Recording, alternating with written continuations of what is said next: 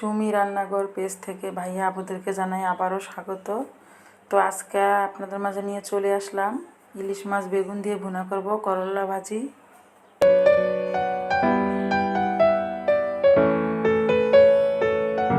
Hello everyone, আসসালামু আলাইকুম। কেমন আছেন আপু ভাইয়ারা? আশা করি যে যেখানে আছেন ভালো আছেন, সুস্থ আছেন।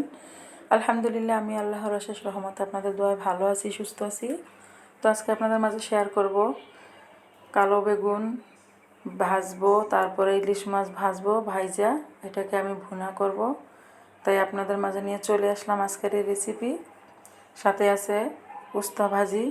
তো দেখতে পাচ্ছেন এখানে আমি কালো বেগুনটাকে চাকচাক করে কেটে নিয়ে হলুদ মেখে লবণ মেখে মাছের সাথে ভেজে নিলাম। তো এটাকে আমি আজকে ভুনা করব। তো আপনাদের কার কার এভাবে কালো বেগুন ভেজে তারপরে ইলিশ মাছ ভেজে এভাবে ভুনা করে খেতে পছন্দ, অবশ্যই কমেন্টে জানাবেন।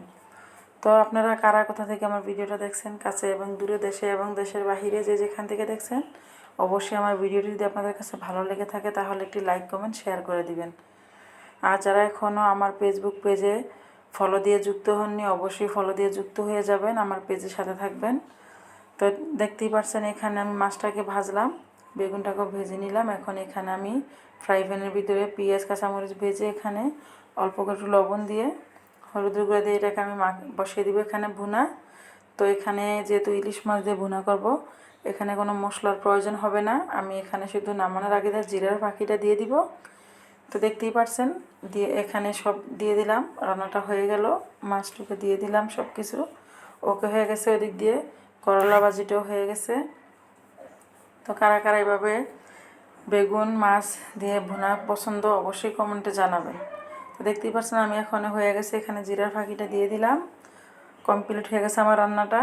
তো আজকের আমার এই রান্নার রেসিপিটা কার কাছে কেমন লাগছে অবশ্যই কমেন্ট করবেন, আর আমার ভিডিওটি শুরু থেকে শেষ পর্যন্ত দেখবেন। তো দেখতেই পাচ্ছেন হয়ে গেছে। তো ভালো থাকবেন, সুস্থ থাকবেন, আবারও দেখা হবে। আল্লাহ হাফেজ।